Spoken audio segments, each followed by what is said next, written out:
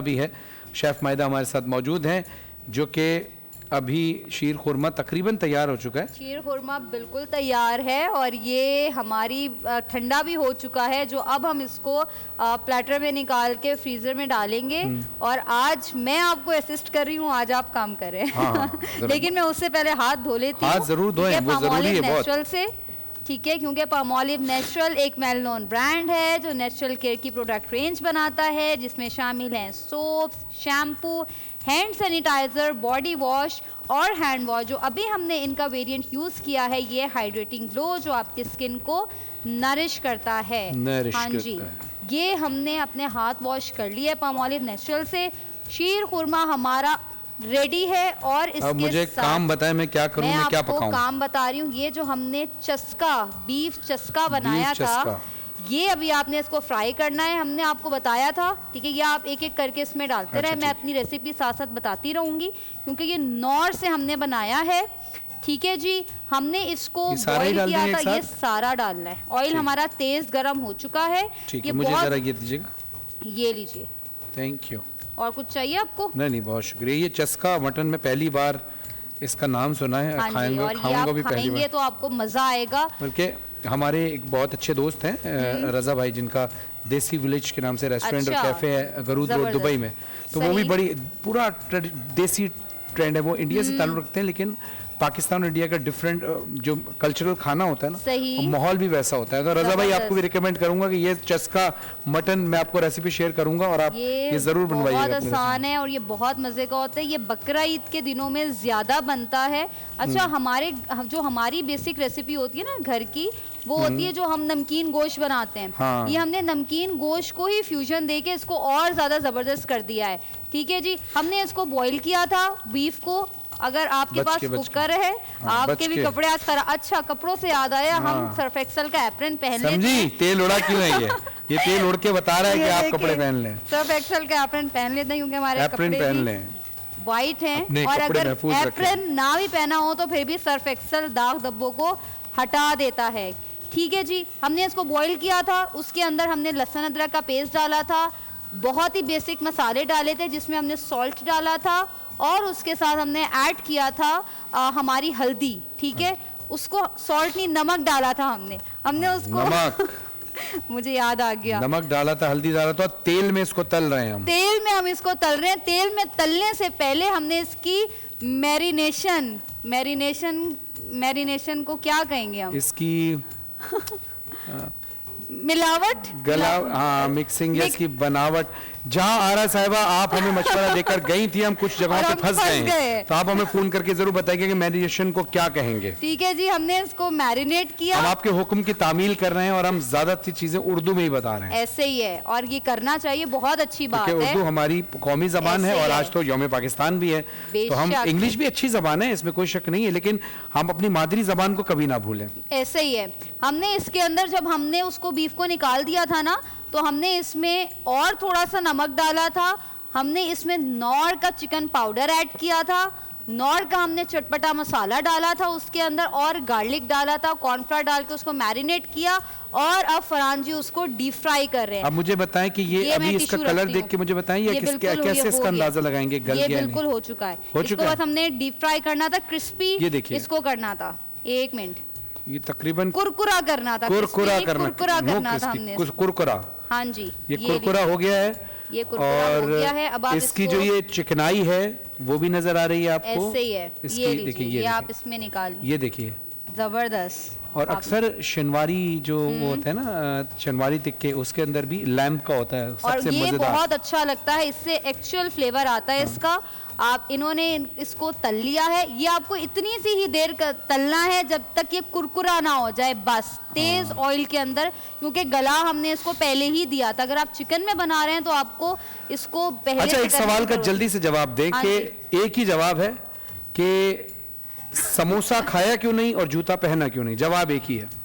समोसा खाया क्यों नहीं और जूता पहना क्यों नहीं? जवाब एक ही है। उसके तले कहते हैं। हाँ, तला नहीं था, समोसा तला नहीं था और जूते का तला नहीं था। जूते का तला नहीं था, जबरदस्त। क्या बात है मायदा, आज आप जीत गई हैं। मैं सीख गई हूँ आपके साथ रह रहे, कभी उल्टी लैंग्वेज, कभी इस तरह की पहेलियाँ। अच्छा, इसमें हम इसके साथ और क्या क्या चीजें शामिल करेंगे? इसके ऊपर डालेंगे नौर का चटपटा मसाला, और ये वाला है चिली नौर का चटपटा मसाला, ये रहा, ये ऑल पर्पस मसाला है। आप ये इसको इसके ऊपर छिड़कना है आपने, छिड़कना है आपने इसको। ये लीजिए, ये इस पे छिड़के आप, और ये इतना मजे का बनेगा ना, ऐसे करके छिड़कना है। अच्छा, नौर की हमारे पर ग्रीन चटनी के साथ भी आप इसको सर्व कर सकते हैं, टोमेटो केचप के साथ भी सर्व कर सकते हैं, चिली गार्लिक के साथ भी सर्व कर सकते हैं। और हम इसके साथ साथ यहाँ पे जो हमारा शीर खुरमा, चिली गार्लिक यानी मिर्चे और लहसुन के साथ, मिर्चे और लहसुन का इम्तिजाज के साथ, और टमाटर का केचप, टोमेटो केचप यानी टमाटर का केचप, यानी मेरी दादी कहती है चेकअप, केचप को चेकअप कहती हैं। हाँ। और ये ग्रीन चटनी, हरी चटनी, हरी चटनी ग्रीन चटनी की, हाँ जी। और यहाँ पे हम निकाल रहे हैं हमारा शीर खुरमा। इसमें हमने जो चीज़ आपके सामने नहीं डाली थी वो थी हमारी मिल्क पैक की क्रीम, जिसने उसको और मज़ीद क्रीमी फ्लेवर दिया है, क्योंकि मिल्क पैक 100% डेयरी प्रोडक्ट बनाता है।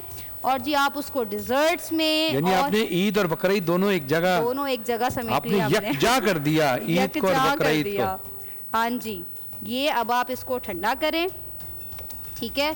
और इसको आपने फ्रीजर में नहीं रखना, शीर खुरमे को आपने इसको फ्रिज में रखना है, ठीक है। फ्रिज में आप इस पे बादाम पिस्ते डाल के अच्छी सी गार्निशिंग करके आप डालें। हमसे थोड़े से आगे पीछे हो गए, अच्छा, जब आप फ्रिज में रखने लगे ना, तो याद रखिएगा वॉल्स निकालना ना भूलिएगा फ्रिज में, क्योंकि फ्रिज में आपने वॉल्स ठंडी करने के लिए भी रखी होती है। ऐसे ही है। और जी आप इसको प्रेलीन के साथ जब आप इसको प्याली में निकाले ना खाने के लिए, हाँ। तो आपने ये वॉल्स की प्रेलीन, ये देखिए, ये इतना कोई मजे का इनका फ्लेवर है ना इसका।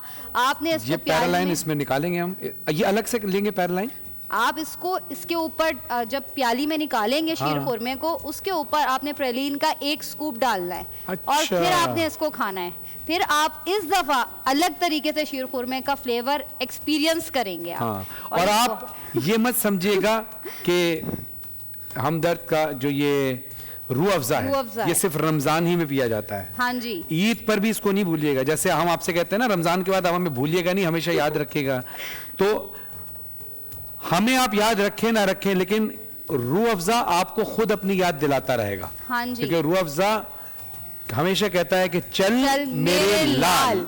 और जब आप ईद पर लाल लाल कपड़े पहनेंगे तो रूह अफ़ज़ा खुद बताएगा आपको। ऐसे ही है। और इसके साथ आप सबरोसो को कैसे भूल गए, ठीक है, भी नहीं भूल सकते। क्योंकि जब सबरोसो हो तो इफ्तार नहीं, ईद पे भी, क्योंकि गर्मी भी होती है, तो आपने ज्यादातर टाइम किचन में नहीं लगाना। आपने सबरोसो के प्रोडक्ट्स को जल्दी से फ्राई करना है और मेहमानों के सामने रखना है, और अपनों के साथ ईद मनानी है। उस टाइम को आपने खाना पकाने के अंदर जाया नहीं करना। और ये चस्का मटन जो है नौर से बनाया गया है, ये हम इंशाअल्लाह अफ्तार के दस्तरखान पर खाकर हम रिव्यूज देंगे। कैसे कल इन्होंने बनाया था चॉकलेट ट्राइफल, मिल्क केक और चॉकलेट ट्राइफल, और उसमें क्या था, हांडी पालक हांडी थी नहीं, हमने बनाई थी पनीर रेशमी हांडी, बहुत मजेदार थी। और ये भी इंशाल्लाह मजेदार होगा। शीर खुरमा खाकर ईद की याद आ जाएगी। तो अभी से हम ईद की तैयारियों में मशगूल रहें, लेकिन याद रहें कि अपनी ईद की तैयारियों में उन लोगों को मत भूलें कि जो आपके पड़ोसी हैं, या वो लोग जो अभी ईद मनाने के लिए परेशान हैं कि हम अपने बच्चों के कपड़े कैसे बनाएं। किसी ना किसी तरह करके उनके घर में खुशियां लेकर आएं। और एक चीज़ और ज़रूर कीजिएगा, ये मेरा आपसे अपनी पर्सनल रिक्वेस्ट है कि अगर उनकी आप हेल्प भी करने जाएं तो उनके बच्चों से कोई दुआ, कोई कलमा सुन लीजिएगा, और जब वो सुनाए तो उनसे बोलिएगा ये इस बच्चे के कलमा सुनाने का इनाम है, ताकि उनकी इज्जत नफ्स मजरू ना हो। ऐसे ही है, उनके बच्चों को भी ये ना लगे कि हमारी हेल्प की जा रही है। ऐसे ही ईद मनाए जैसे अपने बच्चों के साथ मनाते हैं। आते हैं मुख्तसर से वक्फे के बाद, देखते रहिए रमजान में बोल।